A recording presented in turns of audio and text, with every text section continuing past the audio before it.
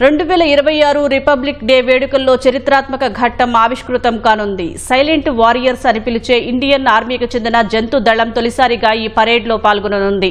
దేశ రక్షణలో కీలక పాత్ర పోషిస్తున్న రిమౌంట్ అండ్ వెటర్నరీ కోరు ఆర్వీసీకు చెందిన జంతువులతో కూడిన ప్రత్యేక దళం ఈ కవాతు చేయనుంది. హిమాలయాల వంటి కఠినమైన వాతావరణంలో ఈ జంతువులు సైనికులకు వెన్నుదన్నుగా నిలుస్తున్నాయి. బాక్ట్రియన్ ఒంటెలు లద్దాఖ్ వంటి శీతల ఎడారుల్లో 15,000 అడుగుల ఎత్తులో ప్రయాణిస్తాయి. ఈ పరేడ్కు ఈ ఒంటెలే నాయకత్వం వహిస్తాయి. ఇవి దాదాపు 250 కిలోల బరువును మోయగలవు. లద్దాఖ్లోని స్థానిక జాతికి చెందిన జామ్స్కరీ గుర్రాలు -40 డిగ్రీల చలిలో కూడా అత్యంత చురుగ్గా పనిచేస్తాయి. పర్వత ప్రాంతాల్లో సైనికులకు సరుకులు చేరవేయడంలో ఇవి కీలకం.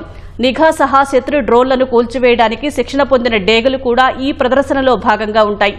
10 స్వదేశీ జాతులకు చెందిన శునకాలు, ముతోల్ హౌండ్, రాంపూర్ హౌండ్ సహా 6 విదేశీ జాతుల జాగిలాలు ఈ కవాతులో పాల్గొంటాయి. ఇందుకోసం ఆర్మీ రిహార్సల్స్ ప్రారంభించింది.